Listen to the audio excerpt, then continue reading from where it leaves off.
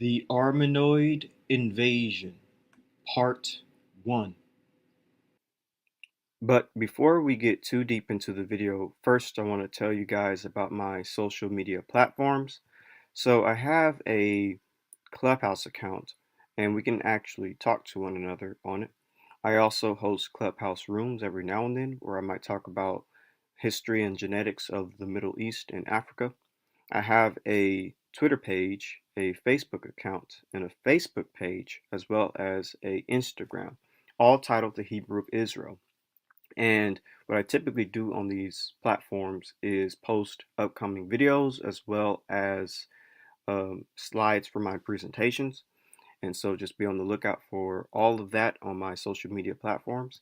And if you want to support me financially for the channel, you can look at my Patreon as well as my PayPal and my GoFundMe. And with all of that out of the way, let's begin with the video. In the Middle East, there is a strong evidence that populations to the north of the Near East migrated or invaded the lands south of them. There was a semi-replacement of the indigenous populations and even adoption into the culture of the original Middle Eastern populations. But eventually, the autochthonous Middle Eastern populations were somewhat diluted over time, or migrated south. The invaders were the Armenoid peoples. I use this term invasion similar to the idea of the Aryan invasion of India, and biologists in the past have even used this term. And the indigenous Middle Easterners would be your brown Eurafricans slash brown Mediterraneans, or simply called Semites. Evidence of this Armenoid invasion will be in the order of 1. Legend and tradition of warfare between northern Near Easterners, specifically from the southern Caucasus, Armenia, against southern Near Easterners, Mesopotamia, aka the Akkadian Empire. 2. Biology, because there is cranial evidence of a change in racial type, air quotes, the indigenous Middle Eastern Semites of the brown Eurafrican type and the northern Armenoid type mixing and increasing in the Middle East. 3. Modern scientific studies that confirm a diluting and interbreeding of two Middle Eastern types, or the original Middle Eastern populations sort of slightly disappearing or migrating. 4. Ancient/modern historical records of invaders from northern Mesopotamia that were non-Semitic speakers but collapsed Semitic civilizations in Mesopotamia. These four aspects and more will be used to cover and confirm a type of Armenoid invasion of the Middle East. And remember, think of this as the same as the Aryan invasion of India. Think of it in similar terms. But before we get too deep into the video, first I want to tell you guys about my social media platforms. So I have a Clubhouse account and we can actually talk to one another on it. I also host Clubhouse rooms every now and then where I might talk about history and genetics of the Middle East and Africa. I have a Twitter page, a Facebook account, and a Facebook page, as well as a Instagram, all titled The Hebrew of Israel. And what I typically do on these platforms is post upcoming videos as well as slides for my presentations. And so just be on the lookout for all of that on my social media platforms. And if you want to support me financially for the channel, you can look at my Patreon as well as my PayPal and my GoFundMe.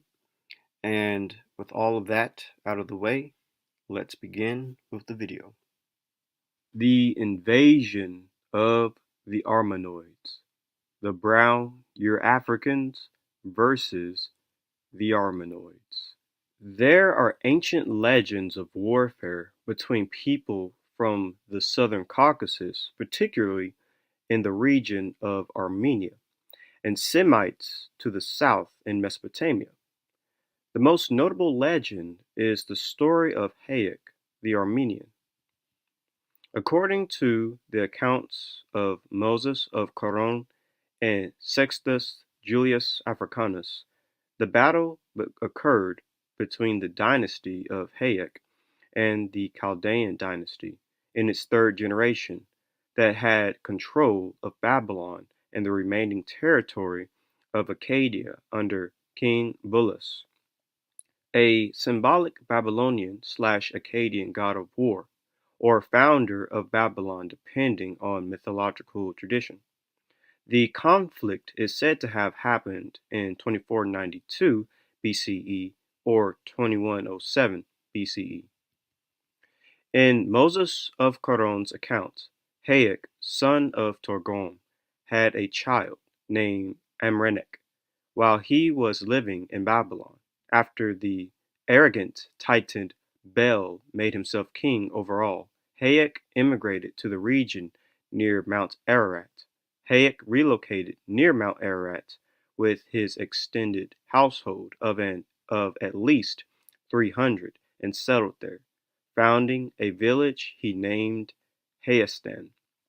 Bel decided to march against him with a massive force, but Hayek was warned ahead of time by Kedemos of his pending approach.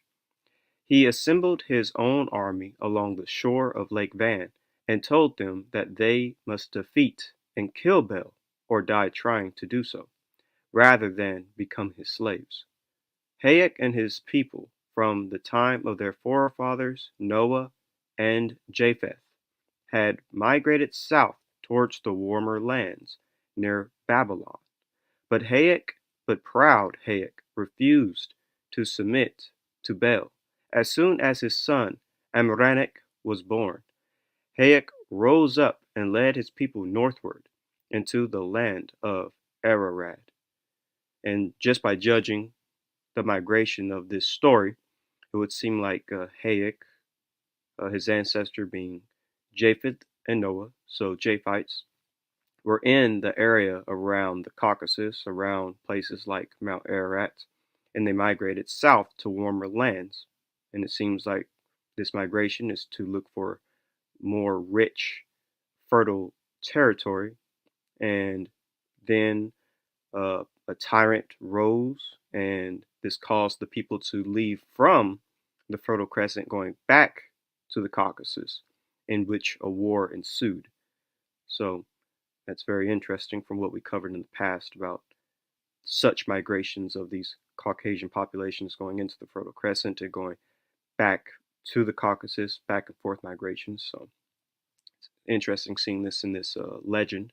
But anyways, continuing with this understanding of warfare between peoples of the North and peoples of the South. This is from Ancient History Encyclopedia, Armenian Mythology, and it reads, "This is the story of Hayek and Bel, and places the origins of the Armenian people as the descendants of the biblical Noah via his son Japheth.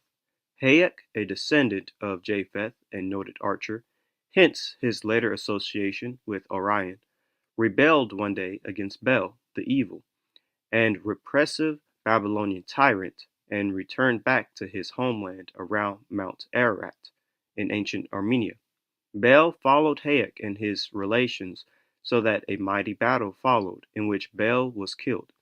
Hayek then gave his name to his descendants, the Hay people, and the name of the region of Armenia in the Armenian language, Hayeste." This is from the Heritage of Armenian Literature, Volume 1, and it reads, "Hayek, the legendary archer, has been part of Armenian culture and history since time immemorial. Hayek is considered the patriarch of the Armenians, and it is indeed for this reason the Armenians call themselves Hay. The well-known epic of Hayek's fight against Bel provides substantial proof that Hayek and his people stood up against Bel and halted the unrestrained influx of Semitic peoples from the south. And so we do see that these people, these Armenian people or Armenian tribes of various people, descending from Hayek, who descend from Japheth, were basically fighting populations of people to the south who were Semites. So you do see sort of like a warfare in a sense between the descendants of Japheth and the descendants of Shem, peoples from the northern part of the Near East fighting peoples from the southern part of the Near East, which is kind of interesting. Now we can actually see using crania a change in biology of northern Armenoid types coming into Mesopotamia in the south and mixing with the more brown Eurafrican peoples. So the story that we read about this legend of Hayek versus Bel, we might be able to actually prove it just simply using biology, that there was influxes of people from the north to the south just based on crania alone. This is from an encyclopedia of world history, and it reads, the population of both Upper and Lower Mesopotamia in prehistoric times belonged to the brown or Mediterranean race. While this basic stock persisted in historical times, especially in the south, it became increasingly mixed, especially the broad-headed Armenoid peoples from the northeastern mountains owing to the recurrent incursions of mountain tribes into the plains. So basically, you have in ancient times, the Mesopotamian populations were more like a brown Mediterranean race, but then peoples from the north came in south into the plains, peoples from the mountains, and these were a broad-headed Armenoid peoples, and they mixed as well. So this is from The Races of Europe this is by Carlton Stephen Coons, and it reads, the Armenoid racial type, which is the third one claimed in Mesopotamia, begins with the earliest Kish graves and continued through the Babylonian period. Most of the so-called Armenoid skulls are mesocephalic or subbrachiocephalic. Although many of the skulls which have been called Armenoid may represent merely a rounder-headed extreme of the total population, it is nevertheless probable that a planoccipital brachiocephalic strain actually penetrated Mesopotamia during the 3rd millennium BC. So basically, it's saying that around the time of the 3rd millennium BC, we do begin to see this Armenoid strain or this Armenoid type come into the region, come into the land. So keep that in mind, 3rd millennium BC. Now, continuing, it says, the series of skeletal remains at our disposal, other than the series from Al-Umbud, include a series from Kish from graves which may be dated at some time close to 2900 BC, then B, another from the same site from 4th dynasty graves prior to 2500 BC, then C, skulls from the 3rd dynasty of dated about 2300 BC, then D, Neo-Babylonian crania from between 800 and 400 BC, and then C, or E, skulls from Carrick dated at the 5th century AD. In all, well over 100 skulls or skeletons have been studied. Most of the skulls belong to the Eurafrican type. So a lot of these old skulls from these sites of Al-Umbud and Kish and etc. A lot of them belong to the Euro-African type. So continuing down, it says, the Armenoid racial type, which is the third one claimed in Mesopotamia, begins with the earliest Kish graves and continued through the Babylonian period. And so in early Kish, we see a few. It's the third type. So it's not the primary type, but it's the third type. And then it starts to increase all the way into the Babylonian period. And we know the Babylonian period being the Kassites, and we know who they are. Anyways, continuing, it reads, Bralicocephalic strain actually penetrated Mesopotamia during the 3rd millennium BC. Keep that in mind. So this is from archaeology and the Sumerian problem. And it reads, regarding the people who appeared in the south at the beginning of the Uruk period, we may make two assertions. They spoke in all probability a Caucasian, a Japhetic language, and they were Bralicocephalic or perhaps Mesocephalic. The people responsible for the Al-Umbud stage of culture belonged, to judge by their distribution, to the Middle Eastern section of the Mediterranean race, to the brown race of Professor Elliot Smith, in fact. But of their language, we can say nothing. So it's interesting right here how they're connecting the Caucasian language with the Japhetic language, which makes a lot of sense. A lot of people, most biblical scholars and Jewish scholars and Arabic scholars seem to agree as well. But anyways, continuing, it reads, as in the characteristics of the dolichocephalic population of Mesopotamia, Dr. Brixton distinguishes a brown Mediterranean and a brown Euro-African type. They are, in fact, often included together in the term Mediterranean, but as distinguished by Dr. Buxton, the brown Mediterranean variety seems later and related with the West, whereas the Euro-African type seems more ancient and has connections with the East. Brown Euro-African variety of the dolichocephalic population at Kish and other variety, the brown Mediterranean type, which is related with the West, can hardly have been anything but Semitic, for it is certain that we have to account for Mediterranean Semites from Arabia at an early date in Mesopotamia.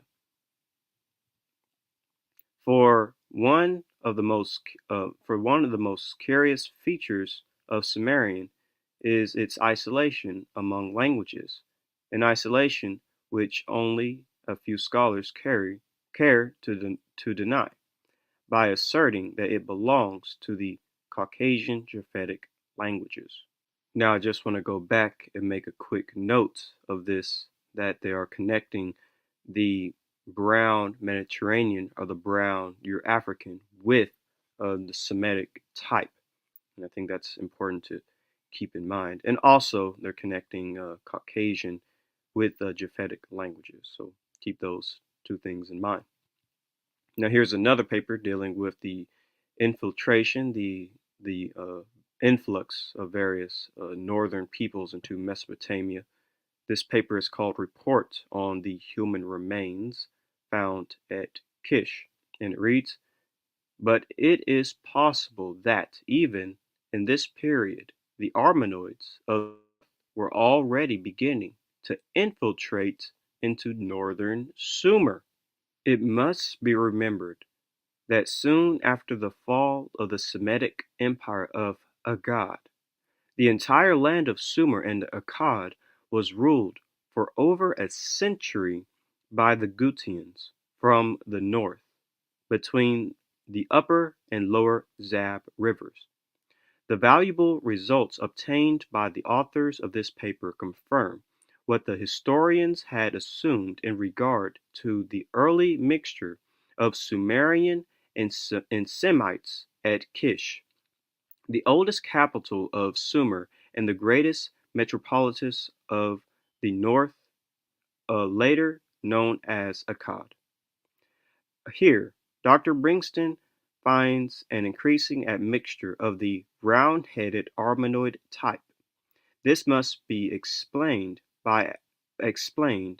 as an inflection from Syria and the Hittite region if they are not normal variants.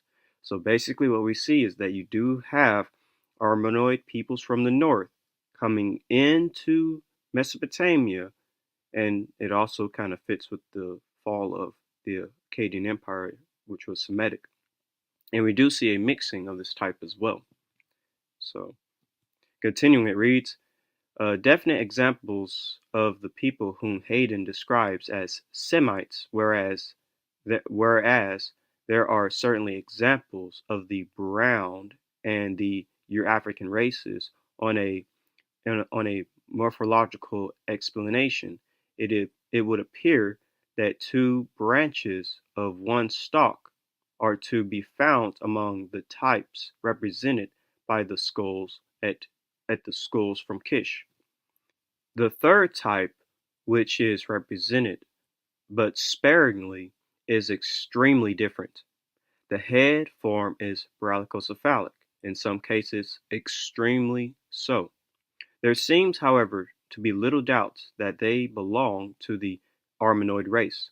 This brachiocephalic element, which forms such an important element in the population of the eastern lateral of the Mediterranean and also of the Great Bridge land stretching from India westwards.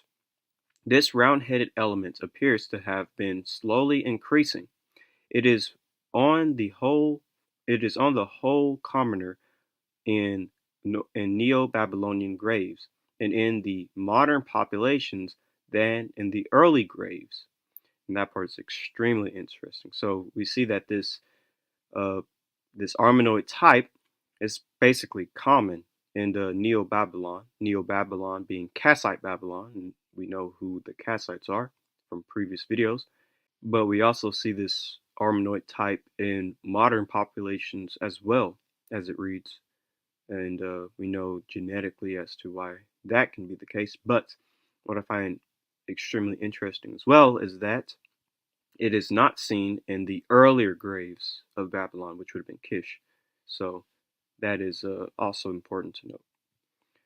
And continuing, it reads, as to the presence of Armenoid blood in modern times, there can be no reasonable doubt.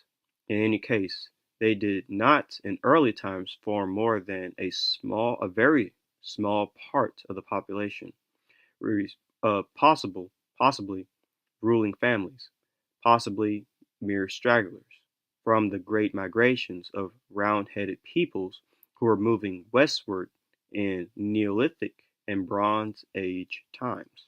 Keep all of that in mind. It would appear then that we have at least two groups in the Near East, one dolichocephalic with round-headed and one dolichocephalic, the other round-headed, and that although some members of both groups have remained unmixed, others have mingled considerably so as to form some of the most mixed races in the world.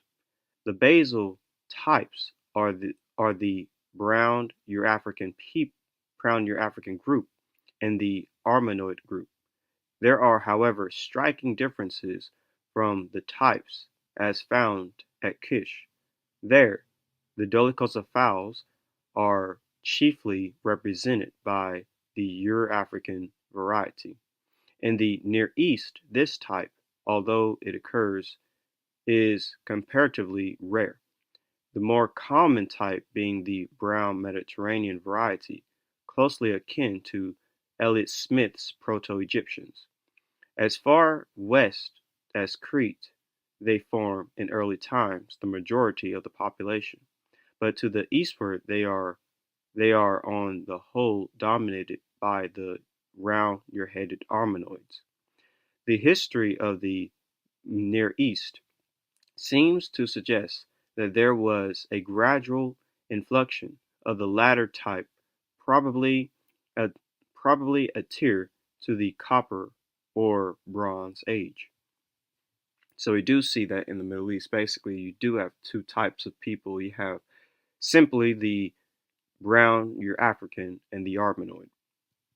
So, as we can see from multiple biologists, that there are two racial types of people in ancient Mesopotamia: the brown, your African, and the Armenoid. The Armenoids were in the north and they came south into Mesopotamia, and the Eurafricans are Semitic populations already in Mesopotamia. Now, what I find interesting about those studies are two things. One, the Armenoid invasion occurred in the 3rd millennium BC, which is the early Bronze Age. And two, uh, only by using skulls, we were able to find a shift and change in the population. Now, let's do a quick recap of the brown Eurafrican and the Armenoid. What are these types? What does this mean, basically? So, the Armenoid, short-headed and high-skulled type with fleshy features, a flat occiput and hooked nose, often black-haired with light brown skin, common in mountain regions of Asia Minor, especially Armenia and Anatolia. Was found in ancient Sumerians, Babylonians, Hittites, and Cretans around 4000 BCE. And this is from Anthropology. Armenoid. Other characteristics are hair color dark brown to black, usually wavy to curly in form, roughly straight. Their head is broad, brachiocephalic. They are concentrated in Turkey, Syria, and Palestine, Iraq, Iran, and Balkan countries. Their typical representatives are ancient Hittites. This is from Contributions to the Anthropology of Iran, and it reads, uh, Houghton, Houghton, defines the Armenoid type as follows. I'm just going to read, it's not highlighted, but read right here the nose form. Nose form is convex, high-bridged, long, and often rather wide. And skipping down, head form brachiocephalic, hair color black or brown, eye color brown, skin color olive or brunette white, hair form usually wavy, sometimes curly or straight, distribution concentrated in the Near East, Asia Minor, Syria, Persia, common in Greece, Romania, Bulgaria, largely represented in urban populations of Russia, Poland, Hungary, Austria, uh, Czechoslovakia, Jugoslovakia, Germany, United States. Typical peoples: most Armenians, Turks, and Syrians, many Persians, and Ashkenazim Jews. The so-called Armenoid type is defined by Hayden under the Eurasiatic brachycephals as Anatolian Armenian, dark-haired, tawny, white skin, and medium stature, very brachiocephalic, brachiocephalic, a prominent aquiline nose with a depressed tip and large wings is very characteristic. Scattered in Anatolia, Armenia, the ancient Hittites were typical members of this race. So here's just one image that sort of highlights and explains this type. So here are ancient Hittites, and here right here is a Kurdish man, and here right here is an Armenian, and here is our Kurdish women, and here are Armenian and Kurdish women. This is a Armenian, this is a Kurdish woman. So, and these are the types that are said to be Armenoids. So both ancient and modern you seeing at the same time. And so now let's get into the Eurafrican. So this is from The Passing of the Great Race, and it reads, the Mediterranean race was first defined by Sergi, who also calls it Eurafrican. The Mediterranean race originated in Africa and is closely related to the Negro, both being long-skulled peoples descended from a common stock, the Euro-African. This is from General History of Africa, and it reads, particularly when we note once more that Mediterranean is not a synonym for white, Elliott Smith's brown or Mediterranean race being near the mark. Elliott Smith classes these Proto-Egyptians as a branch of what he calls the brown race, which is the same as Sergey's Mediterranean or Eurafrican race. The term brown in this context refers to skin color and is simply a euphemism for Negro. This is from the uh, contributions to the anthropology of Iran, and it reads the Euro-African. This is by Hayden, and it reads skin, dark complexion, florid, hair dark, eyes dark, head very long. That's basically all it goes about. Nose often broad, and prognathism often slight. And prognathism means protruding of the jaw. It extends outward slightly. So that's a Euro-African. So here is, just various images of Middle Eastern peoples, Bedouins and Arabians specifically. And here is, an ancient uh, fresco or mural of a Akkadian uh, palace in Mari, Syria. And you can see that kind of matches no different with these peoples from Arabia, Bedouins, these what they tend to say more older Semitic types. So we looked at ancient artwork to tell what the phenotype was when it comes to both ancient and modern peoples, and we do see basically that there are two ethnic types in the Middle East. So here, let's look at a few. So here are your Akkadians of Mari at the top, and then you have your Sumerians at the bottom. Clearly, you can see a difference. Here's another image, closer image. These are from Mari, Syria, a known ancient Semitic city in Mesopotamia. And here are Sumerians. You can see there's a clear difference. See, clearly they depicted themselves differently. Here are Elamites, or some people might call Elamites, but here are Elamites, another ancient Semitic people according to the scriptures. Elam was actually the firstborn son of Shem, and this is how the Elamites depicted themselves. Now compare this to the way other groups in the Middle East depict themselves. These groups who came uh, from either the north and spoke non-Semitic languages. And here's images of this right here. Actually, I've showed this before in the past. These are Bedouins from Syria, and these are Arameans, and they're being conquered. But also you can tell you can look at their conquerors and how they depicted themselves. But what I find interesting about this is that, for one, the skin color, as well as the hair color, and also the features of the face. Now, one thing I want to point out is these headbands, which is seen both in the Egyptian depiction of these Bedouin Syrians and in this depiction of the Arameans.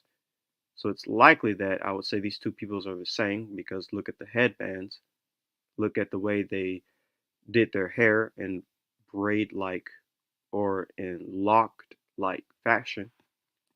But also, what you can see is the depiction of the same people by two different ethnic groups. This was found in Syria, or this was found in Assyria, and this is found in Egypt. So it's interesting how they sort of depicted these two people, this one people from two different regions. Anyways, and then here is an Armenoid, as they say at the bottom. Armenoid, and these are Sumerians. You can see the way that they are depicted as compared to the way these men are depicted in the Middle East. Again, just illustrating in ancient times, there are clearly two different types of people in the Middle East. So from the artwork, we can clearly see that there are two people that resided in the Middle East. Those who are the brown Eurafrican phenotype and those with the Armenoid phenotype. Also, to a certain extent, you can even extend this to modern populations. So I'm just put on the screen both the ancient and the modern Middle Eastern types. Here over here is right. These statues specifically are these are Southern Arabians, Sabaeans, and these are Ethiopians. You can see that there is a phenotypical similarity between them.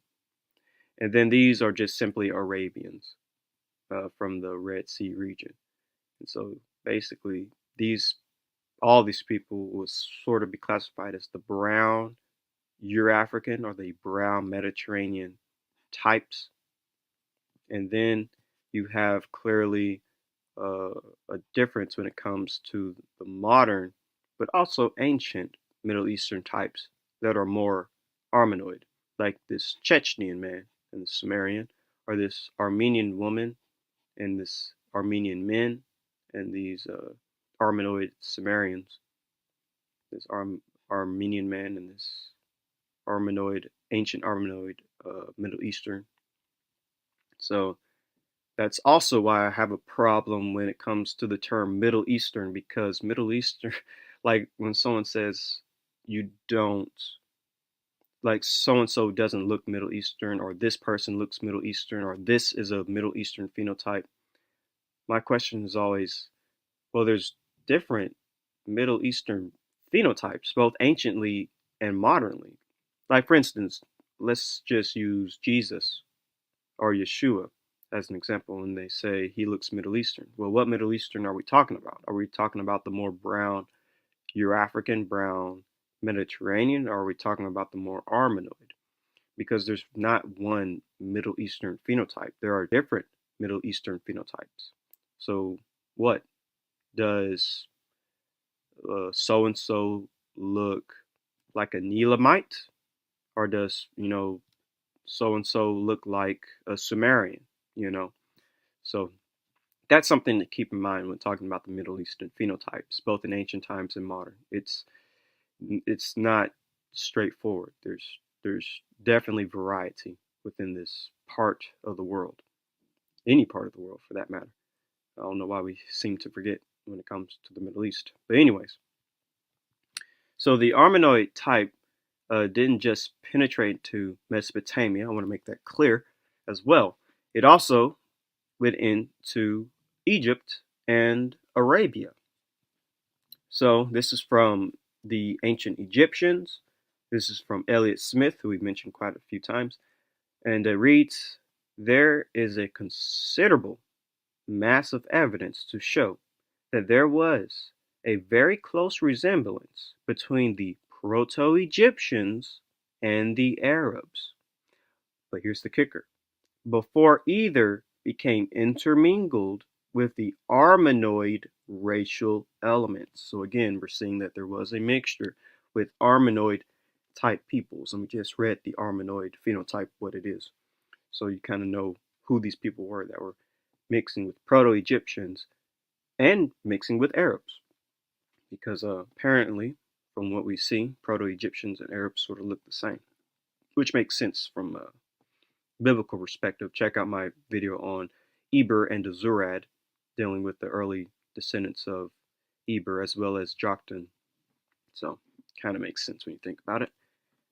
Here is another book dealing with that, the Negro in the New World, and it reads, it is quite conceivable that the great peninsula of Arabia was once populated as far as its natural conditions allowed by a primitive Negro stock, which may have been later on partially exterminated By changing of by changing and unfavorable conditions of climate and by the aftercoming of the white man in his type. So basically we see that Arabia once had a quote unquote, primitive Negro, but let's just say Negro or dark skinned type of people, but it changed because of climate and quote unquote white men. And of course, that's likely referring to the Armenoids. The dark skinned South Arabian today is short and extremely round headed, brachiocephalic, but he was no doubt originally much taller and dolichocephalic, long headed, like the so called Hamites of East Africa. Early pre Christian skulls found at Hadronite were, were, marked, were markedly dolichocephalic. It has been suggested that the definite change in the racial constitution of the people of the Hadronite resulted in the invasion and interbreeding of brachiocephalic whites such as Armenoids or Persians, who we read earlier, Persians are basically Armenoid as well. Henry Field suggests that Arabia's current ethnogeography is the result of the mixing of two distinct basal stocks, the dolichocephalic long-headed, dark-skinned Mediterranean/Euro-African and the brachiocephalic round-headed, fair-skinned Armenoid. So as it simply says, you basically had two different types of people, in the Middle East, and these types also mixed with one another. So here is from the book The Arabs by Bertram Thomas, and it reads: the original inhabitants of Arabia, then, according to Sir Arthur Keith, one of the world's greatest living anthropologists, who has made a study of Arab skeletal remains, ancient and modern, were not the familiar Arabs of our own time, but a very much darker people. A proto-Negroid belt of mankind stretched across the ancient world, from Africa to Malaysia, giving rise to the Hamitic peoples of Africa, to the Dravidian peoples of India, and to the intermediate dark people inhabiting the Arabian Peninsula. In the course of time, two big migrations of fair-skinned peoples came from the north, one of them, the Mongoloids, to break through and transform the dark belt of mankind beyond India, the other, the Caucasoids, to drive a wedge between India and Africa. So basically, you have two types of people, but the Middle East originally being more darker, but different waves of these people of these fair skinned people sort of came in and sort of divided and separated uh, the belt of dark skinned peoples. And continuing, it reads: the more vile invaders overcame the dark skinned peoples, absorbing most of them, driving others southwards where my own exploration is believed to have discovered vestiges of them in the natural sanctuary beyond the great sandy ocean of Rub al Khali. So, just as I said earlier, these peoples of the north, these quote unquote invaders, as he even says, mixed with the dark skinned people and absorbed them. But some of these dark skinned Middle Easterners also managed to flee into the south, which is very interesting. So, Armenoid peoples didn't just stop in Mesopotamia, they also went from the north to Mesopotamia all the way into North Africa and Arabia. And I think the Armenoids coming into the Middle East is very, very similar to what happened with the Aryan invasion of India. And I think that's what that author was referring to as well when he talks about that bridge being sort of broken. And that's something important that we should keep in mind because when the darker skinned Dravidian peoples inhabited and lived in India, but they were conquered and absorbed by this Aryan population.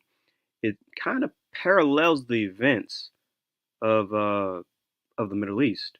Interestingly enough, some anthropologists believe that the original Arabian population, just as an example, looked more like Dravidians, and some people even apply this to ancient, Mesopotamians as well. So this is from Henry Field in his Ancient and Modern Man in Southwestern Asia, and it reads, Dravidian and Arab have in them an inheritance from a common stock, an inheritance which has been retained more completely by the natives of India than by the people of Arabia. So he's saying that in India, the Dravidians, look more like the ancient Arabians type, but even more so that Dravidians and Arabs sort of come from a similar racial type. And on the right hand side of the screen, at the top in black and white, are Dravidians, isolated Dravidian types that would have looked more, to a certain extent, even a bit more Australoid. But here's the second quote. This is from Marshall's and von Herrenfield's remarkable insight as a support of contemporary ethnology and modern genetic research. Sir Arthur Keith and Dr. Wilton Maron Croghan, in their discussion of the racial characteristic of the Southern Arabs. That's the name of the book. And here's a section of it, and it reads, the Arabian Peninsula was at one time occupied by a people intermediate to the Somalis on the one hand and to the Dravidian peoples of India on the other. So, just to simply put it, they're saying that at one point there was a population that looked in between like a Somali and a Dravidian in Arabia. And on the bottom of your screen in color is a Somali. And so you kind of can see a resemblance between I guess you can say, a pure Dravidian type and a Somali. And that racial type would have been in Arabia. So that's just another example. And here are uh, old pictures, I believe from the 20s or from the 30s, 1920s, 1930s, of Arabians and of Bedouins. And you kind of can see that they sort of look Dravidian-esque, and they sort of have that phenotype. So it's very interesting.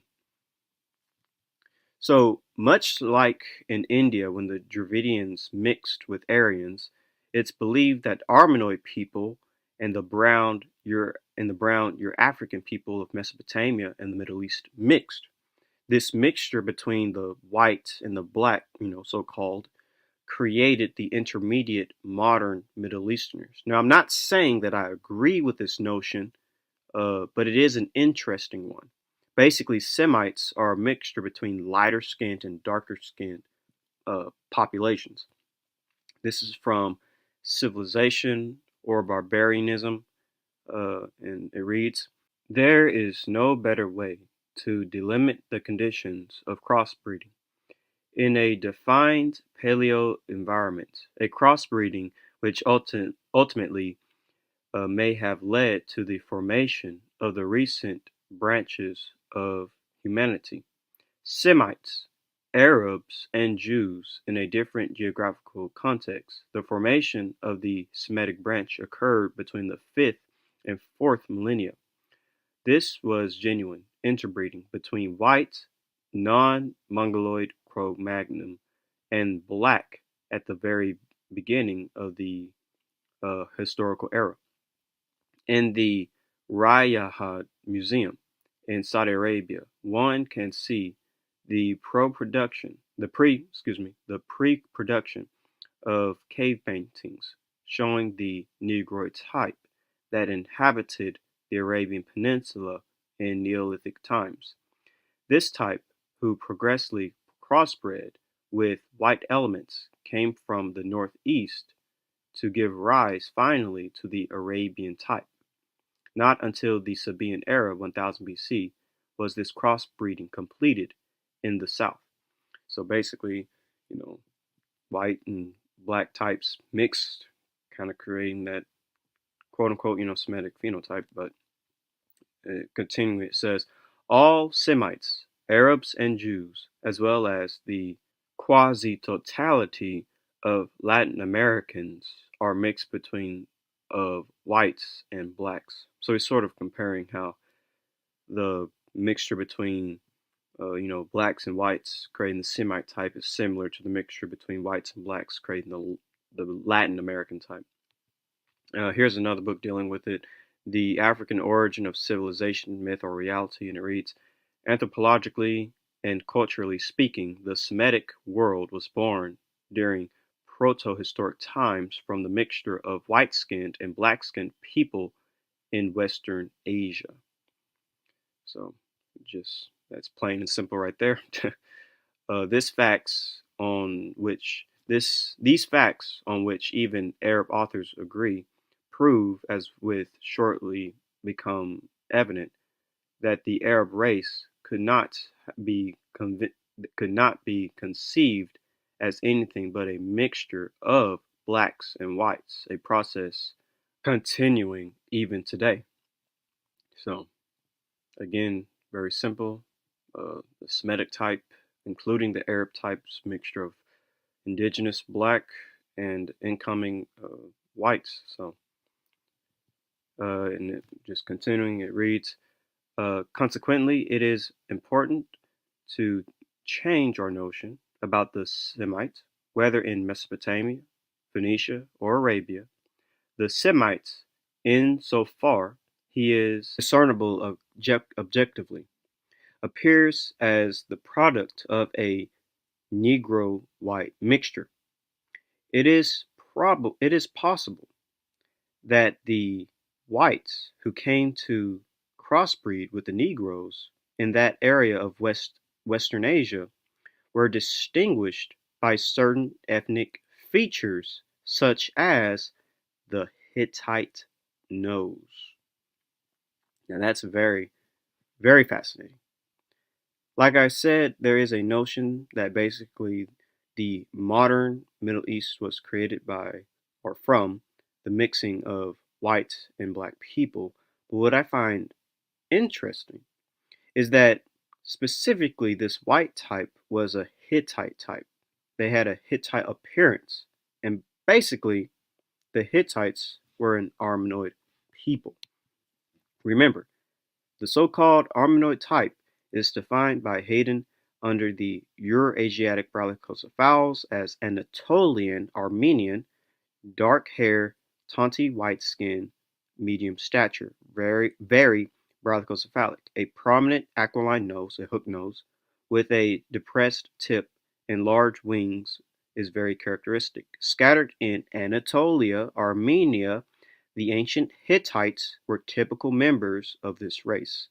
And so what we read earlier, that this mixture of the Negro and white type creating the modern Semite, and even adding the fact that this white type has the Hittite nose and Hittite features, they're basically saying that it was the mixture of a Negro and a Armenoid type that created the modern Semitic type, which is kind of interesting.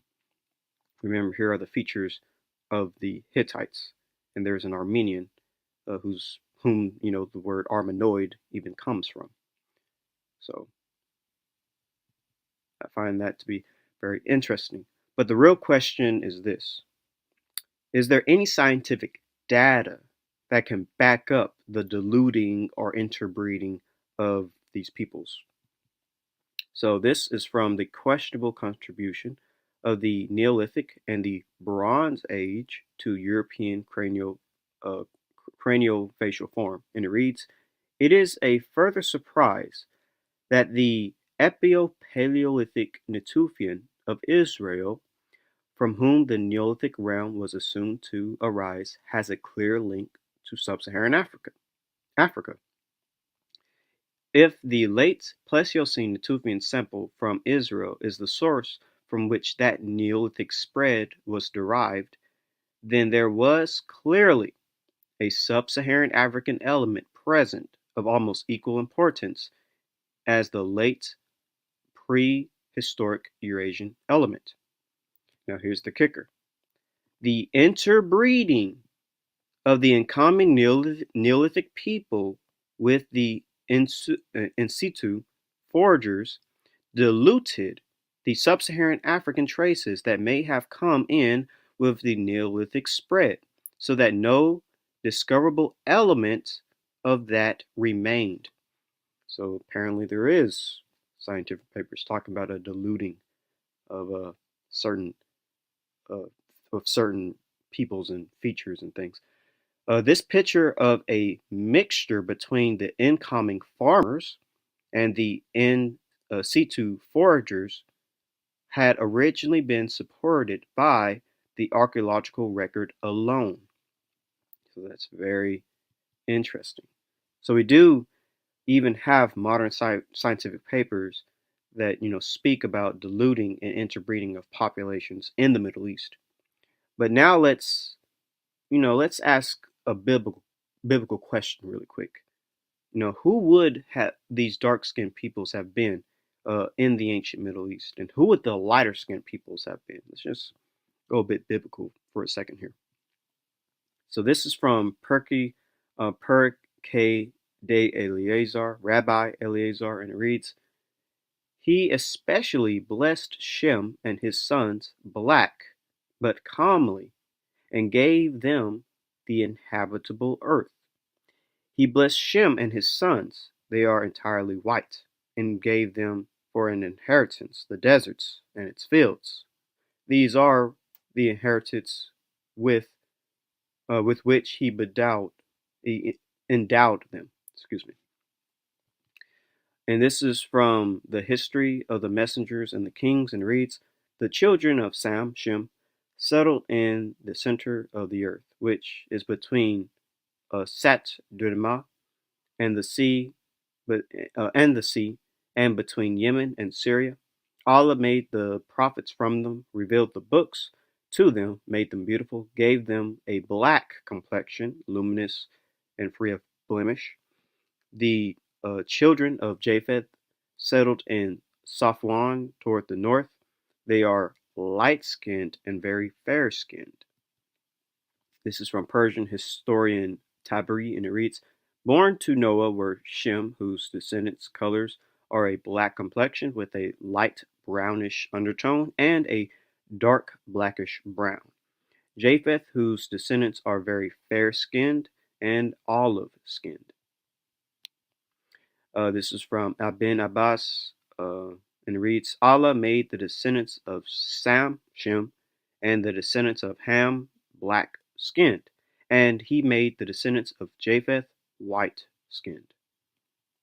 This is from the 13th century Bar Habricus, and it reads, "Shem, the land of the browns, and Japheth, the land of the reds." So, very simple. Shem's descendants are basically described as being brown, dark brown, and black. Japheth descendants are basically described as being white, olive, olive, white, and tawny.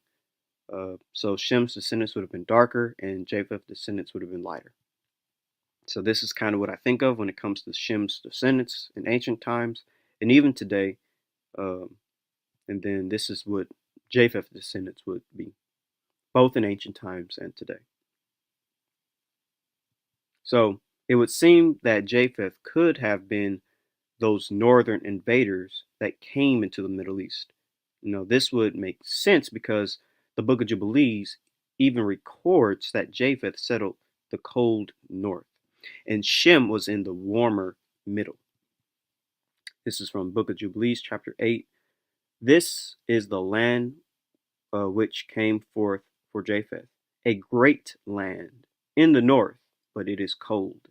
As you can see, most of the northern part of the Middle East, which Anatolia, south of the Caucasus, northern parts of Iran. It's all very mountainous. This is the Zargos. This is the Tartarus mountain ranges, and it's all very, very uh, snowy. It's all very cold. So that kind of does fit with what Jubilee says. A great land to the north, and it is cold. Fits perfectly. Shem's land is all this right here. So the Armenoid phenotype is generally in that area as well, where the descendants of Japheth settled. So here is the territory of Japheth, as we can see from various Bible maps. If you were to just type in the territory of Japheth, Anatolia, southern Caucasus, and northern parts of Iran. And then when it comes to the Armenoid phenotype, where is it? Common in mountain regions of Asia Minor, which is Anatolia, especially Armenia and Anatolia. Well, there you go. And it's seen in what? People like the Hittites, who are Indo-Europeans. And what is the Armenoid phenotype? Just quickly going over it. Hook nose, often black-haired with light brown skin. Simple enough. You can see right here in the map where the Armenoid type is Anatolia, South Caucasus, northern parts of Iran. So, and just dealing with Japheth and his territory. Japheth, may God enlargeth, was one of the sons of Noah. Apparently, Japheth was fruitful, for he had at least 7 children who became the ancestors of the people who lived to the north and west of Palestine in the modern territory of the Anatolia and the Aegean. Skipping down to yellow, it reads, thus Japheth primarily became the ancestor of the modern-day Indo-European family of nations. So also, the territory of Japheth fits the origins of light skin, as well as the ethnic group, which would have become Proto-Indo-Europeans, which was a mixture of Caucasus hunter-gatherers and the Yamnaya to create, the Proto-Indo-Europeans, or should I say Caucasus hunter-gatherers with Eastern European hunter-gatherers to create the Yamnaya, who are Proto-Indo-Europeans. So this is from Upper Paleolithic Genomes Reveal Deep Roots of Modern Eurasians, and it reads, to explore further, we looked at genotypes and 2 pigmentation genes proposed to have been strongly selected in the ancestors of modern Europeans, namely SLC45A2 and SLC24A5.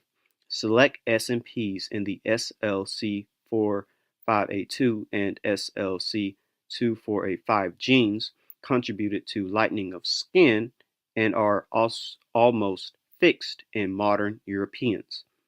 We found that Katos and Serbia have the ancestral version of the SLC45A2 variant, but both Caucasus hunter-gatherers have the select version of the SLC24A5 gene, encompassed by the most commonly associated haplotype C11, found in modern populations. So there you go. This is the Caucasus hunter-gatherers, light/intermediate skin. This is the SLC24A5 gene, and then it passes over here. Then you have the Eastern hunter-gatherers.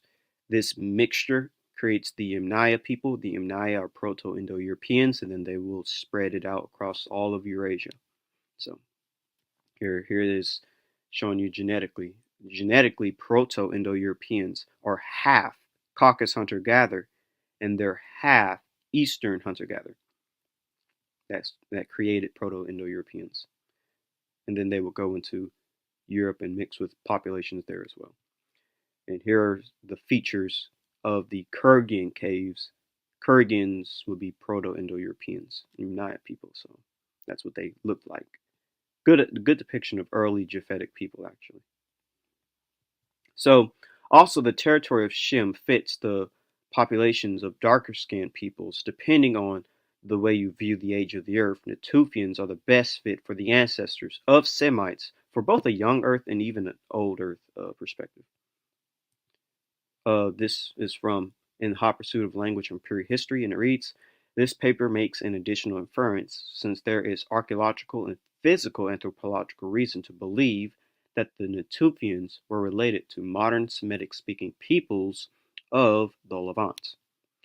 This is from the questionable contribution of the Neolithic and the Bronze Age to European craniofacial form, and it reads, it is a further surprise that the Epio-Paleolithic Natufian of Israel, from whom the Neolithic realm was assumed to arise, has a clear link to sub-Saharan Africa. Interestingly enough, however, the small Natufian sample falls between the Niger-Congo group and the other samples used. This placement suggests that there was, excuse me, this placement suggests that there may have been a sub-Saharan African element in the makeup of the Natufians, as shown in Figure 1. The Somalis and the Egyptian Bronze Age sample from Naqada may have given a hint of a sub-Saharan African component. So here Natufian falls sort of in between Niger-Congo and prehistoric slash recent Northeast Africa phenotypically. That's what they kind of fall in between. So here is a reconstruction of a Natufian, and this is sort of how he could look in the flesh. But personally, I would say the hair would be a bit more curly. Most ancient human populations in the Neolithic likely had curly hair, but I would say that the rest of the features is pretty on par. So genetically, we're able to show and prove that it is highly likely that dark-skinned peoples of the Middle East come from Shem, and that light-skinned populations come from Japheth. But some may say, why is Japheth in the Middle East in the first place? Where in Scripture does it say that Japheth would even be in the Middle East? Well, actually, we see it right here in Genesis. It says in Genesis chapter 9, verse 27, and depending on which Bible version you read, it all pretty much says the same thing. May God extend Japheth's territory. I feel like, let me just read actually all of them. May God extend Japheth's territory. May God expand the territory of Japheth. May God enlarge Japheth. And you get the point. I feel like this could be referring to migration, the extension, the expansion of Japheth, of his people, of his descendants. Now, what's the next part? May Japheth live in the tents of Shem. May Japheth share the prosperity of Shem, and let him dwell in the tents of Shem. May he dwell in the tents of Shem. And you get the point. This could refer to Japheth being in the tents of Shem. A tent in ancient times, or even in modern times, it's a home, it's a place you live. This could refer to land. May Japheth dwell in the land of Shem. So let's put this together. May God extend Japheth's territory. May Japheth live in the tents of Shem. So this could be referring to Japheth expanding, migrating into the land, into the tents of Shem. And we'll touch more on this deeper at a later time, but I feel like this is what this verse, Genesis chapter 9, verse 27, could be referring to. An expansion, a migration of Japheth, of Japhites, of Proto-Indo-Europeans, into the territory, the land of Shem, of Semites. But to simply put it, basically, I see evidence of Japheth being in the land of Shem. But let's put everything together that we learned so far. One, we're able to see through legend and tradition that there was warfare between people north of the Middle East and south of the Middle East, specifically Caucasian Armenians versus Mesopotamian Semites. And two, looking at skulls, we're able to see that there was indeed an influx of Armenoid peoples that over time eventually overtook and intermixed with more of the brown, your African peoples, and some of these peoples also fled south. So And also, when it comes to all this, there's a third important fact. We also see that there was interbreeding and mixture of two different types of people in the Middle East, one being darker, the other lighter. We see this in old and modern sources. So, this makes sense on a larger scale when it comes to the mixing thing because we actually do find light-skinned people with haplogroup E in the Middle East. Not everybody with haplogroup E is dark-skinned in the Middle East. I mean, don't get me wrong, there are dark-skinned Middle Easterners with E, but not all of them are. And we can find dark-skinned people with haplogroup J in the Middle East. And the reason why finding people with haplogroup J in the Middle East that are dark-skinned is because this is evidence of mixing, since haplogroup E people in origin would have been darker compared to the lighter skinned people with J way back in ancient times. So now that we see variation of both types, a person with E that's light and a person with J that's dark, that kind of right there shows, oh, there was definitely mixing between the two. So, and one thing that I should note as well is that lighter skin is associated with Japheth, and light skin originated in the north of the Middle East, in the Caucasus, which is the territory of Japheth. That's interesting. And when it comes to Shem, he's typically in the warmer parts of the Middle East, which is south of the north, in places like Mesopotamia and Arabia. And when these Armenoids came into the Middle East, they came, likely as being the descendants of Japheth, especially since this phenotype is associated with people who claim descent from Japheth, like the Armenians. Another Togarma, this one being the son of both uh, Tyrus and Gomer, is mentioned by Armenian Moses of Caron and Georgian Litoni Mevroni, who regarded Togarma as the founder of their nation along with other Caucasian peoples. According to Moses of Caron's History of Armenia and to Letoni Mevroni's medieval Georgian chronicles, Torgomos was thought to have lived in Babylon before he received the land between the two seas and two mountains, i.e., the Caucasus, in his possession. He then settled near Mount Ararat and divided his land among his sons. Hayek, first son of Torgomos, inherited Mount Ararat and founded the Armenian nation. Kartelos settled in northeast from Ararat, founder of Kartil, who united other brothers and founded the Georgian nation. Herlos settled in the eastern parts of Ararat, and Caucasus, or Koloskus, settled beyond the Caucasus Range. And this is only dealing with the sons of Togarma, and most of his descendants are said to have settled in the Caucasus Mountains. So, and we know this is the typical area of the Armenoid type, common in the mountain ranges of Asia Minor, especially Armenia and Anatolia. And we have Kavaskus as the supposed ancestor of Chechens and Ingish, according to Georgian chronicles. And when it comes to their type, range typical of the Caucasus Mountains, they're called Mitubids, excuse me for my mispronunciation, are typical of the Georgian population and common among Chechens and Ingish. And they're also brachycephalic as well. And when it comes to Togarma, many commentators connect Togarma with the Armenians. The Armenians themselves traditionally claim to be descendant from Hayek, son of Togarm, and ancient Greek writers speak of the Armenians as famed for their horses and mules. But when it comes to the Armenid type, it's widespread, found in the most specialized form in mountains of Asia Minor. So, and they're also hyperbrachycephalic.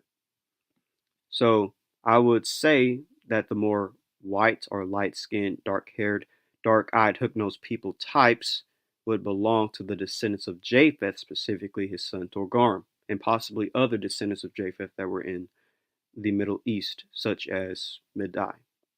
But it's ironic because this phenotype is often associated with the so-called, Semitic type.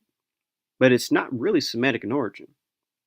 And I I wouldn't disagree. I want to make this known. I wouldn't disagree that it's Middle Eastern, but I wouldn't say that it's Semitic in origin. This is more so a non-Semitic Middle Eastern phenotype, typical of peoples like Hittites and Sumerians, who are both non-Semitic speakers. Again, the so-called Armenoid type is defined by Hayden under the Eurasiatic brachycephals as Anatolian, Armenian, dark-haired, tawny white skin, medium stature, very brachycephalic, a prominent aquiline, hooked nose with a depressed tip and large wings is very characteristic. Scattered in Anatolia, Armenia, lands of Japheth, the ancient Hittites were typical members of this race. Hittites or Indo-Europeans. Here's the Hittite phenotype. Here's an Indo-European Armenian. This phenotype, again, I would not really associate with Semitic in origin. It is more so an Indo-European phenotype. Biblically, is possibly more so a Japhetic phenotype. Remember, the Hittite people, member of an ancient Indo-European people who'd appeared in Anatolia at the beginning of the second millennium BCE. By 1340 BCE, they had become one of the dominant powers of the Middle East, and that's possibly why it's such a widespread phenotype. And here is a Sumerian with this phenotype as well. Another non-Semitic people who I read earlier.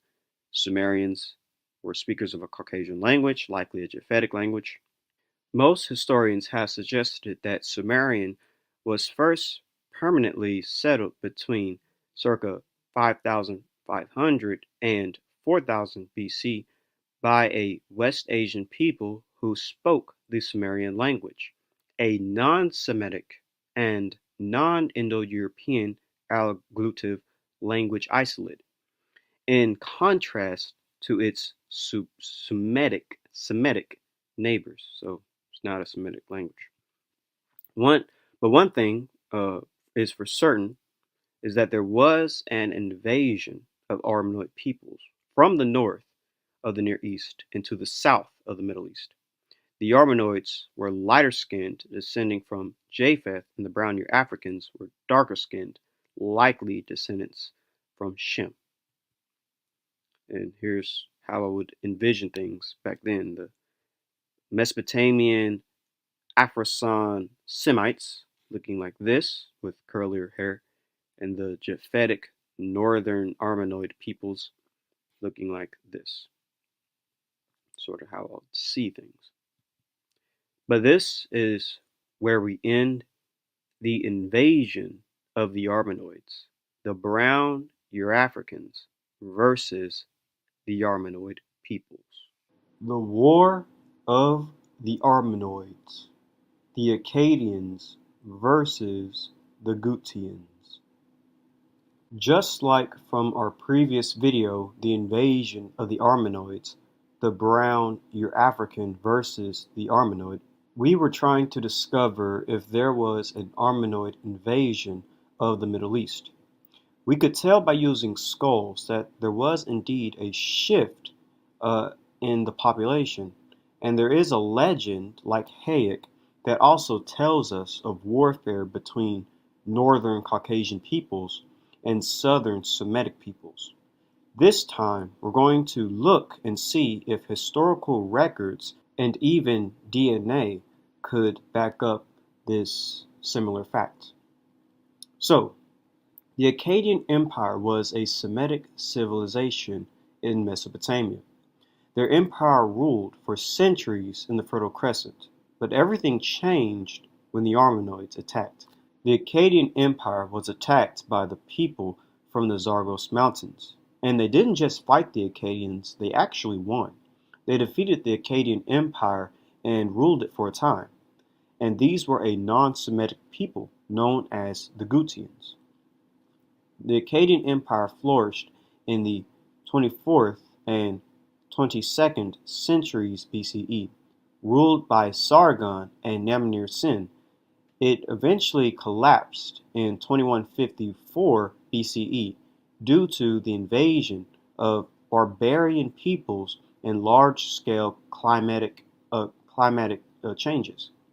The Akkadian Empire was an ancient Semitic empire centered in the city of Akkad, which united all the indigenous Akkadian-speaking Semites and Sumerian speakers under one rule. Around 4,300 years BP, Sargon of Akkad united city-states of Mesopotamia, present-day Syria, and Iraq into the world's first empire. The Empire of Akkad collapsed in 2154 BC, within 180 years of its founding. The collapse ushered in a Dark Age period. Guti people. This is from Britannia. Guti mountain people of ancient Mesopotamia who lived primarily around Hamded in the central Zagros range. The Guti were a strong political force throughout the 3rd and 2nd millennia BC, especially about 2230, when they swept down into Babylonia, southern Mesopotamia, overthrowing the Akkadian Empire. So here are the Zagros Mountains. It's in Iran, and it even goes a little bit into Iraq, but here's just one map showing the Zagros Mountains where these Gutians came from. So the Gutian dynasty was a dynasty that came to power in Mesopotamia, 2199 through 2119 BC, or possibly 2135 through 2055 BC, after displacing the Akkadian Empire. The Gutians were described as part of the horde that toppled the kingdom of Akkad, or Agad. It was a conglomeration of tribes that descended from the Zagros Mountains, possibly drawn to the plains for its prosperity. The Gutians practiced hit-and-run tactics and would be long gone by the time regular troops could arrive to deal with the situation. Their raids crippled the economy of Sumer.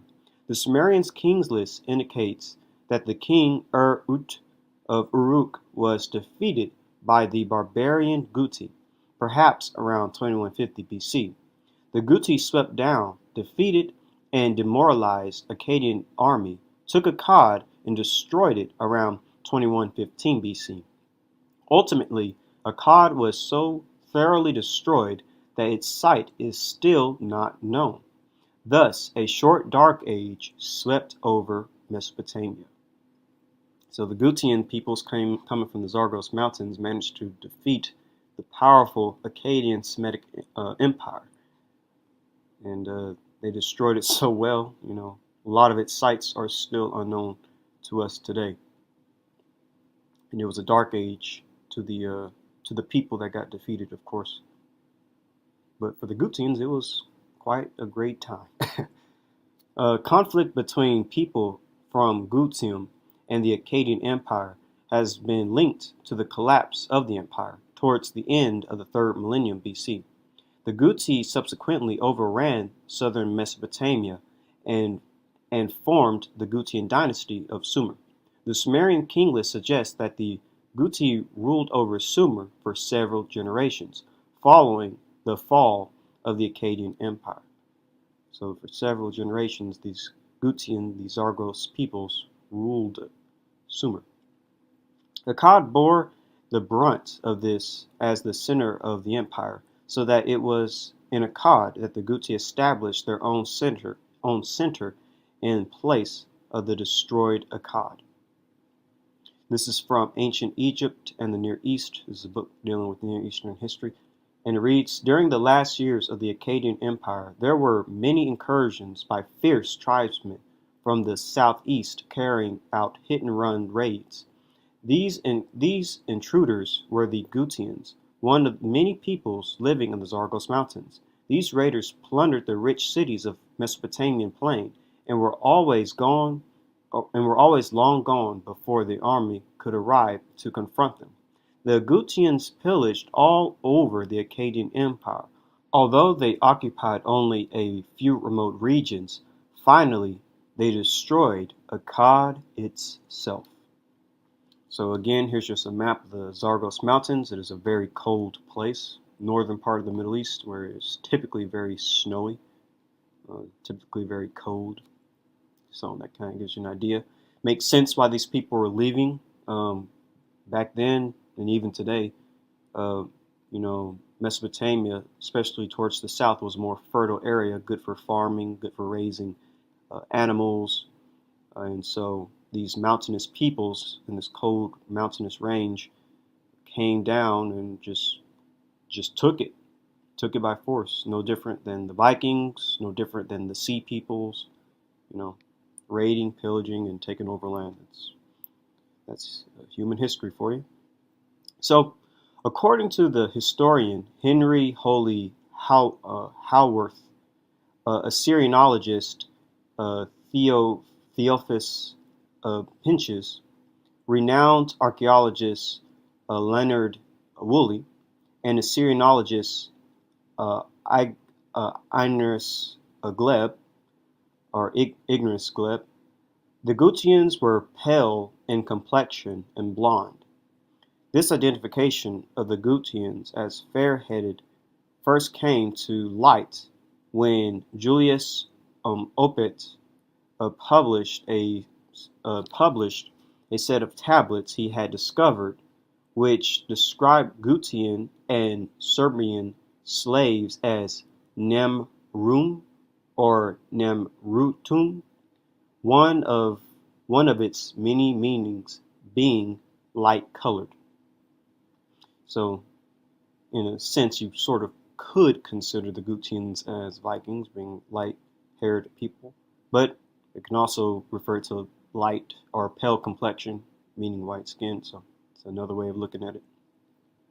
So we don't know much about the Gutians. I want to make that clear, but some actually do believe that the Kurdish people of today may partly be descendants of the Gutians, and I think that's very important to note.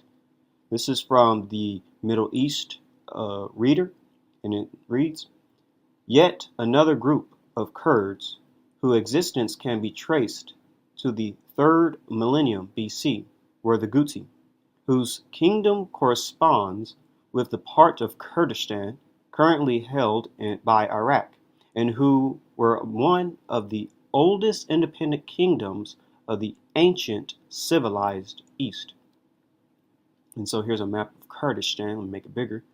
So Kurdistan is in that part of the world where the Gutians would have came from, because it kind of stretches all the way from Anatolia, but also into Iran, overlapping with the Zagros Mountains where the Gutians came from.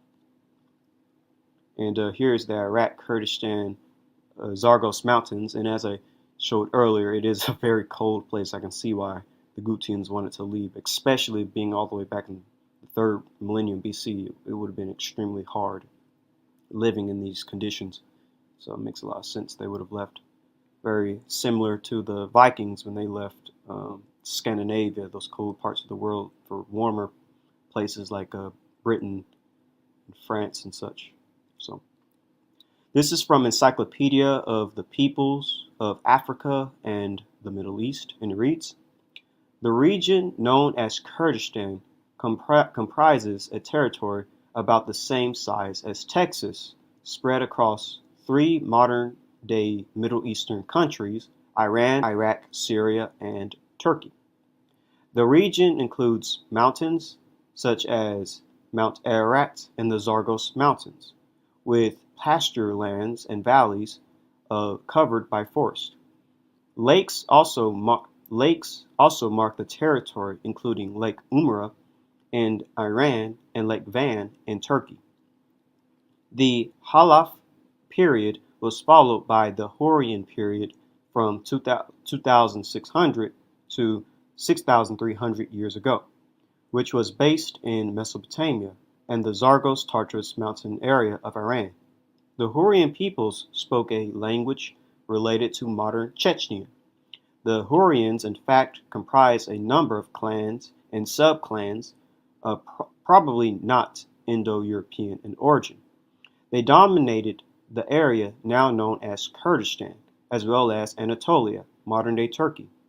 Sumerian writing dating to around 3000 BCE referred to the land of the Kurda or Korda and the people living there as the Korduchi and the Guti and other variants. These are thought to be the earliest written references to the peoples who would become known as Kurds.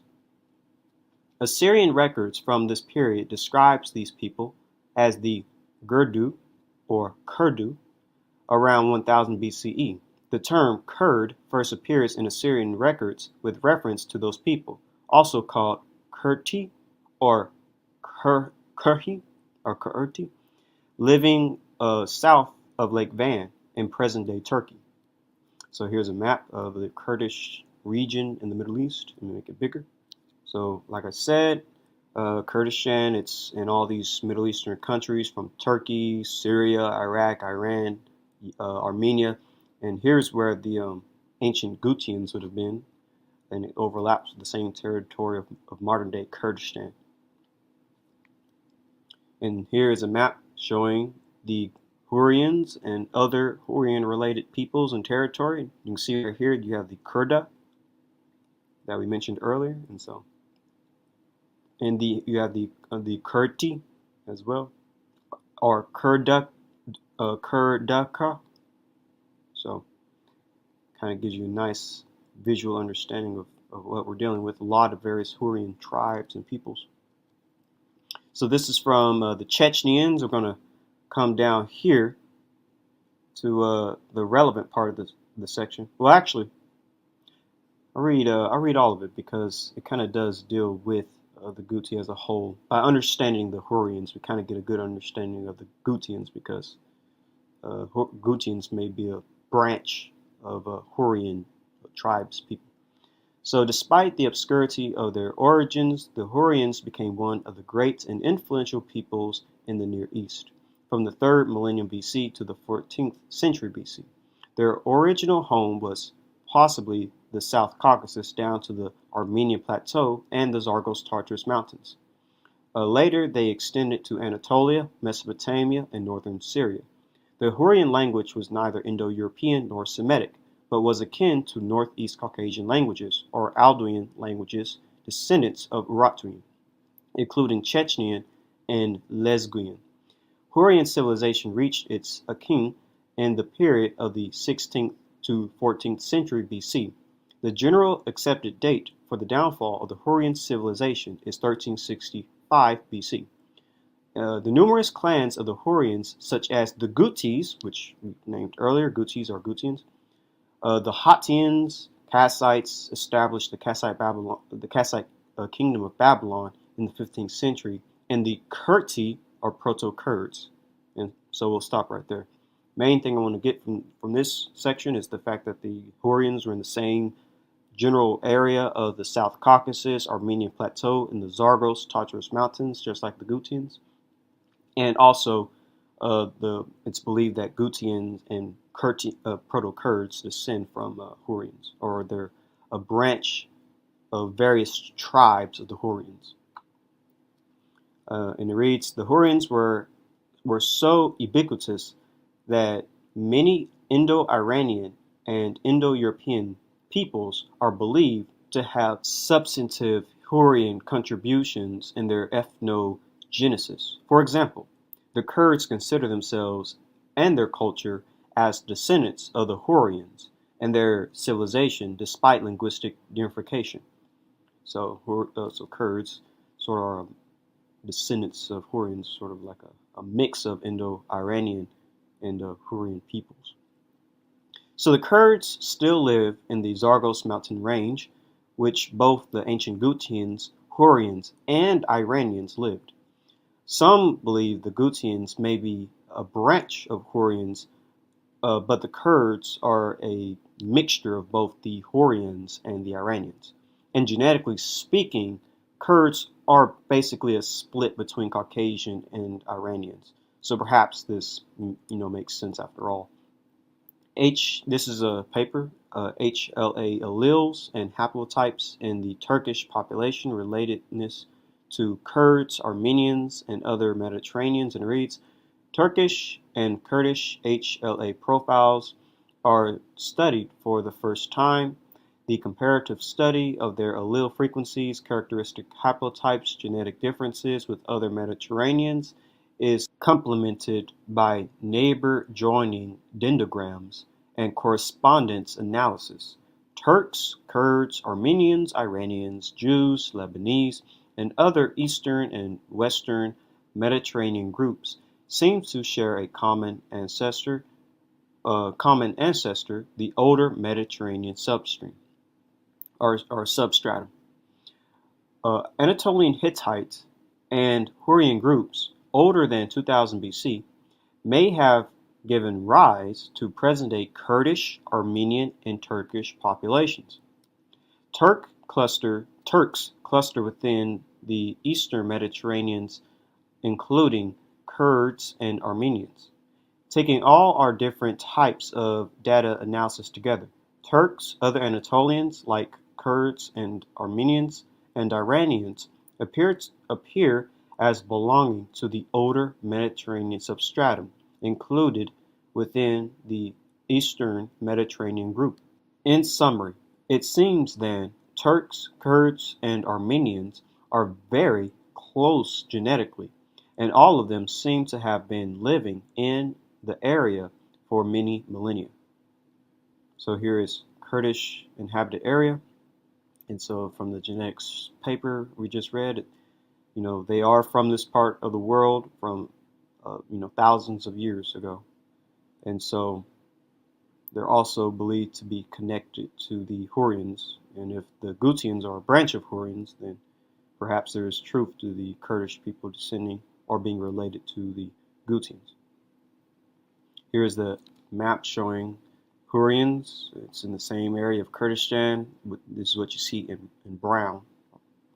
So this genetic paper is called Genetic HLA Study of Kurds in Iraq, Iran, and Tbilisi, Caucasus, Georgia, relatedness and medical implications. Kurds from Iraq, Dohuk, and Erbil area, North Iraq, have been analyzed for HLA genes. Their HLA genetic profile has been compared with that of other Kurd groups from Iran and Tbilisi, Georgia, Caucasus, and also worldwide populations. Our HLA study conclusions are that Kurds most probably belong to an ancient Mediterranean / Middle East / Caucasian genetic substratum, and that present results in those previously obtained by us and Kurds may be useful for medical or for medicine in future Kurd transplantation programs. It is discussed that one of the most ancient Kurd ancestor groups is in Hurrians 2,000 years ago. On the other hand, Kurd people live in different countries in the Near East, such as Syria, Armenia, Turkmenistan, Kazakhstan, Turkey, Iraq, and Iran.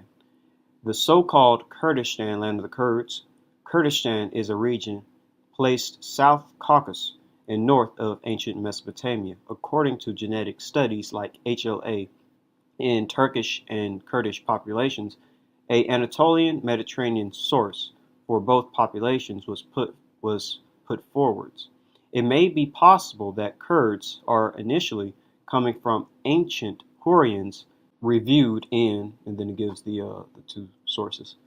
So here's a map of Kurdistan, as we've seen many times, and matches perfectly with Hurrian territory. So continuing with the study, it says, the second cluster comprises Europeans, Mediterraneans, Caucasus, and Iranian populations.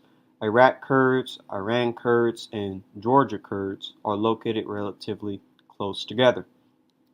And here is a pie chart just showing it, and they are very close, all linked together. Plain genetic distance DA show that Iraq Kurds closest genetic distance are the following: Near East populations, Iran Kurds, Palestinians, Far Parsi, Georgia Kurds, and Ashkenazi Jews, Eastern Mediterranean populations, Armenians, Cretans, and Macedonians, and Mediterranean populations, Sardinians, Spaniards, Algerians, and Italians. So here's a chart just showing it, all these groups that the Kurdish people in Iraq, Georgia, and Iran are related to. Our conclusions were that their HLA profile showed that Kurds form part of Mediterranean stock of people and also had Caucasus genetic traits, Slavic Georgians. Also, it is worth mentioning that Lak population, East Caucasus area, may be close to both Lar and Kurd populations, and Lak name could be considered composed of Lur and Kurd words. In the present paper, we have analyzed HLA genes in Kurds living in North Iraq, Erbil, and Dohuk areas. Comparison with other populations place them as a Middle Eastern population close to Kurds from Tbilisi, Georgia, Palestinians, Armenians, and Kurds from Iran. In both analysis, figure 2 and 3, Kurds are also close to Caucasian, Slavic Georgian populations. Conclusion is that Kurds are genetically close to surrounding Caucasian and Mediterranean populations and that have remained settled down in Kurdistan since ancient times. Supporting historical events is reviewed in our previous work. HLA genetic similarity have been reported between Turks, whose genes belong to Old Anatolian stock, and Kurds. Turks and Kurds speak languages that are included in different families. However, Kurd HLA genetic studies include them into Mediterranean stock together with Turks. Other genetic studies based on Y chromosome in Kurds from Turkey, Georgia, and Iran identify the dominant presence of haplogroups originated in Middle East, Anatolia, or Mesopotamia that show a close association with Jews, Lebanese, and Turkish genes.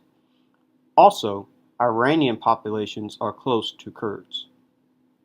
Thus, Middle East peoples from Mediterranean border and Kurds seem originally to belong to a similar ethnic group according to HLA autosomic and Y chromosomes genes results. Kurds have always lived in the mountains, being autochthonous or indigenous for 6000 BC. Hurrians, whose language was Caucasian and not Indo-European, may be Kurds' ancient genetic background, reviewed in reference, and it gives a reference. By 1200 BC, Medes and others invaded Hurrian area. In summary, all three Kurd populations studied in the present paper are genetically close together and to other Mediterranean and Caucasian populations according to HLA genes. And so here again, it's just a map of Kurdistan in that territory of the Hurrians. And here is the ancient map of the Hurrians. Here is Kurda and Kurti and Kurdakra, where the Kurds would have, well, the ancestors of the Kurds would have been, and the Guti, or the Gutians, the Zagros mountain range. Here's the final paper, population genetic relationships between Mediterranean populations determined by HLA genes distribution and a historic perspective, and it reads, Kurds and Armenians are genetically very close to Turks and other Middle Eastern populations. Here is Kurdistan. So, the Kurds genetically linked to ancient Hurrians, and Kurds genetically linked to Caucasian and Iranian populations. This is very important because if Kurds are descendants of Gutians, then this shows us the likely genetic makeup of the invaders and destroyers of Akkad. But are there any genetic papers that can actually back this up? Are there papers that can back up the fact that ancient people with Caucasian/Iranian DNA swept through Akkad and destroyed it? This paper is called Continuity and Admixture in the Last 5 Millennia of Levantine History from Ancient Canaanite and Present-day Lebanese Genome Sequences. And it reads, the admixture time also overlaps with the rise and fall of the Akkadian Empire, which controlled the region from Iran to the Levant between 4.4 and 4.2 KYA. The Akkadian collapse is argued to have been the result of a widespread aerification event around 4,200 years ago, probably caused by a volcanic eruption. Archaeological evidence in this period documents large-scale influxes of refugees from northern Mesopotamia towards the south, where cities and villages became overpopulated. Future sampling of ancient DNA from northern Syria and Iraq may reveal if these migrants carried the Iran Chalcolithic related ancestry we observe in Bronze Age Sidon and Jordan.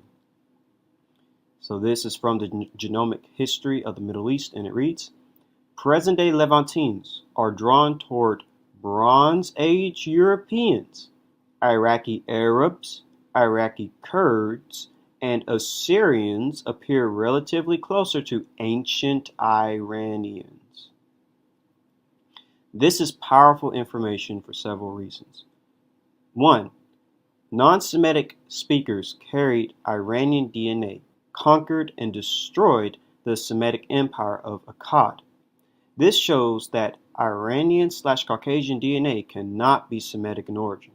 After all, if the Gutians were a tribe of Hurrians, then they would not have been Semitic speakers. The Akkadians did not view the Gutians as their people. Furthermore, if Gutians are Hurrians, then it's likely that they would have carried haplogroup J. This is from How Eurasia Was Born. I'm just reading what's in yellow. And it reads, the Northeast Caucasian language family seems to show clear links to ancient Eastern Anatolia, as most subclades of J1-Z1842 can be linked to the Armenian highlands and present-day Azerbaijan, precisely fitting the exact location of the core Araxes culture. 3 subclades of it, J1-ZS3042, J1-ZS5658, J1-ZS2872, and J1-Y5353 are widespread among Northeast Caucasian groups, suggest Northeast Caucasian languages to have originated from the core Araxes culture, as ancient J1 subclades also seem to have been present in the ancient Levant as well. This supports the existence of the Alduin language family, linking Hurrian to Northeast Caucasian. And this is from this was from Origin and Diffusion of Human Y Chromosome Haplogroup J1-M267, and it reads, around the time of the Neolithic demographic transition, the genome-wide ancestry of West Asian populations was geographically structured into 3 groups. Among them, haplogroup J-M304 is found in the Caucasus/Iranian and Anatolian hunter-gatherers and farmers, but not in the Levantine ones. Unfortunately, so far, DNA means ancient DNA, studies are missing from the Arabian Peninsula and Mesopotamia, where haplogroup J-M304 is frequent nowadays. So it's likely that the Akkadians carried haplogroup E and autosomally more similar to other Afroasiatic populations, since Afroasiatic is Semitic and Semites are Afroasiatic people. So this is from the Bayesian phylogenetic analysis of Semitic languages identifies an early Bronze Age origin of Semitic in the Middle East. Reading only what's in yellow, we estimate that Semitic had an early Bronze Age origin in the Levant, followed by an expansion of Akkadian into Mesopotamia. The most plausible candidates for Semitic remigration to the Fertile Crescent, with TMRCAs fitting the arrival of Akkadians and other Semitic peoples, are certain subclades of both E-V22 and E-V12, with relatively early TMRCAs present in the Middle East, could be candidates for such a remigration as E-F GC14382 and E-V3262, and that was from How Eurasia Was Born. And this is from J1. It's definitely not Semitic in origin, and it reads, according to the theory, Afro-Asiatic languages spread to Asia via E1b haplogroup, not J1 haplogroup. It is historically known that a ruling elite class of Afro-Asiatic people, Akkadians, Assyrians, etc., also invaded the north of Mesopotamia and brought their Afro-Asiatic languages to the central and northern parts of Mesopotamia during the period of Akkadians and Babylonians. Elite dominance model of E1b1 might be supposed for Akkadians, Assyrians, and Babylonians. In this sense, it might be theorized that Sumerian was the main language of ancient Mesopotamians before Afro-Asiatic E1b overwhelmed Mesopotamia, elite dominance model. So these non-Semitic migrants from the north that conquered and destroyed Akkad would have carried haplogroup J, and the Akkadians, on the other hand, would have been haplogroup E. Certain distribution patterns suggest that this eastward expansion of the Indo-European family occurred through northern Mesopotamia south of the Armenian highlands for long populated by speakers of Aldoian languages, and ancient Indo-European lineages presumably populating northern Mesopotamia before the Akkadian conquest. Lineages suggesting migrations to have occurred from Anatolia to northern Mesopotamia include subclades of J2A-M47, J2B-Y22075, J2B-Z43946, and J1-FGC6064, suggesting an Indo-European population in eastern Syria and northern Mesopotamia before the Semitic expansions. So again, this paper is actually differentiating between J not really being Semitic, because all of this J markers they're talking about how this J was moving around before Semites were even expanding at the time. So it's very interesting. With all that being said, this is very telling because it fits what we learned about when it comes to the invasion of the Armenoids into the lands of brown African Semites in Mesopotamia. This is from reports on the human remains found at Kish, and it reads, it is possible that even in this period, the Armenoids of the north were already beginning to infiltrate into northern Sumer. It must be remembered that soon after the fall of the Semitic Empire of Akkad, the entire land of Sumer and Akkad was ruled for over a century by the Gutians from the north, between the upper and lower Zeb rivers. The valuable results obtained by the authors of this paper confirm what the historians had assumed in regard to the early mixture of Sumerians and Semites at Kish, the oldest capital of Sumer and the greatest metropolis of the north, later known as Akkad. Dr. Bringston finds an interesting admixture of the round-headed Armenoid type. This must be explained as an infiltration from Syria and the Hittite region if they are not normal variants. So basically, I'm seeing this Armenoid type of people come into Akkad, and they even ruled Akkad for a time. But the main point is to see this rising force of Armenoid round-headed people from a biological standpoint, and it matches with the DNA. The population of both Upper and Lower Mesopotamia in prehistoric times belonged to the brown or Mediterranean race. While this basic stock persisted in historical times, especially in the south, it became increasingly mixed, especially with the round-headed Armenoid peoples from the northeast mountains owing to the recurrent incursions of mountain tribes into the plains. Kind of reminds you of the Gutians coming into Akkad. So this fits perfect with the DNA study about migrants from the north overpopulating the south, which, is Mesopotamia. I'm just going to read this again. The admixture time also overlaps with the rise and fall of the Akkadian Empire, which controlled the region from Iran to the Levant between 4.4 and 4.2 KYA.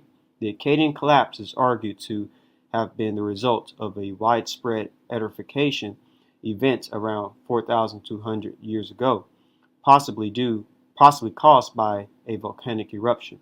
Archaeological evidence in this period documents large-scale influxes of refugees from northern Mesopotamia towards the south, where cities and villages became overpopulated.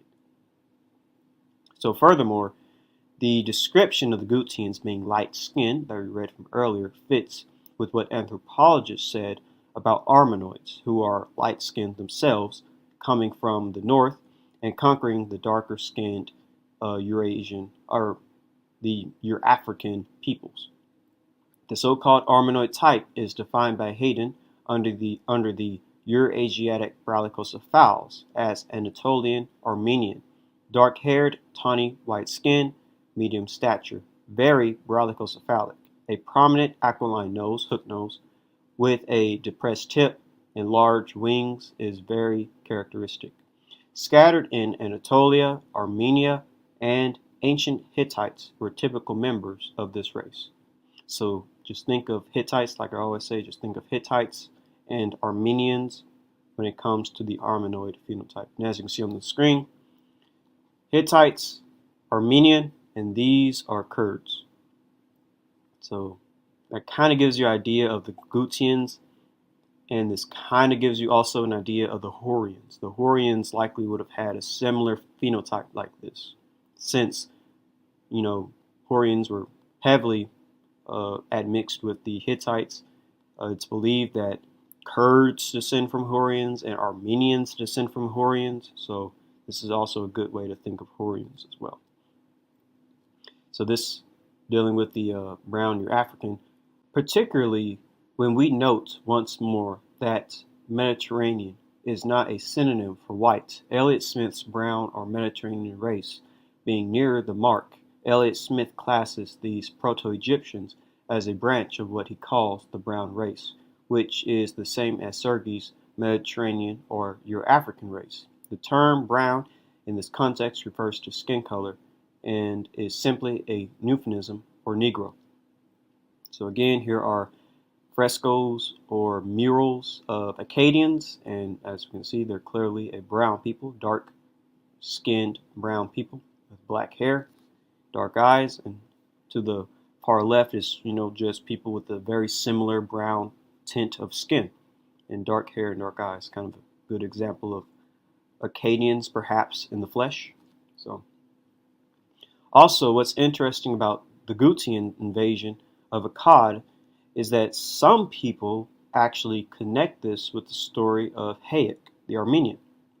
According to the accounts of Moses of Caron and Sextus Julius Africanus, the battle occurred between the dynasty of Hayek and a Chaldean dynasty in its third generation that had control of Babylon and the remaining territory of Arcadia under King Bulus, a symbolic Babylonian/Akkadian god of war or founder of Babylon, depending on mythological tradition. The conflict is said to have happened in 2492 BCE or 2107 BCE. Bel may symbolize the Gutian dynasty of Sumer, which ruled remnants of Achadia as a tyrannical power during a Mesopotamian Dark Age after the Akkadian Empire broke up in 2154 BC. Gutia is also overlapping with Chaldea's territory.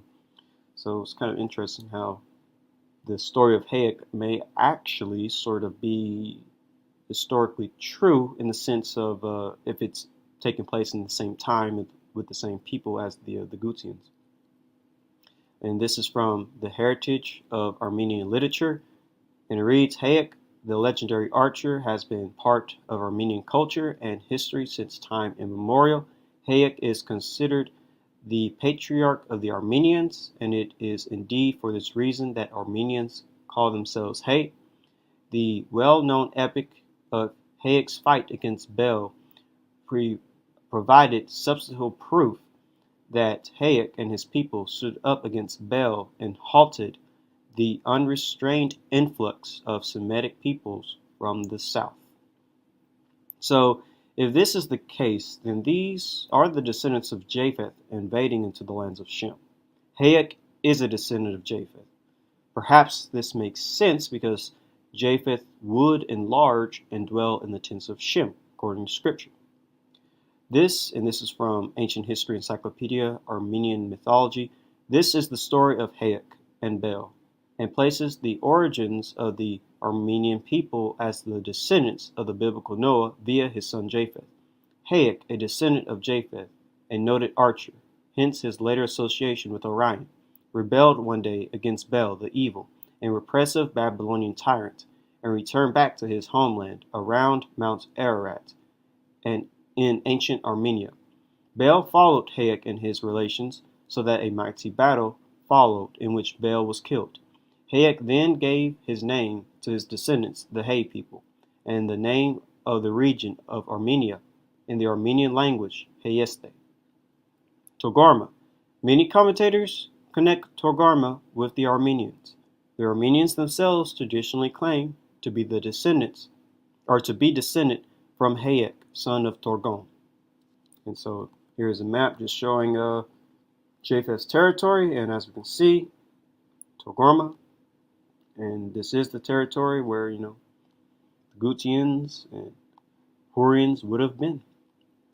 And here's, typical phenotype as well of the people of that region.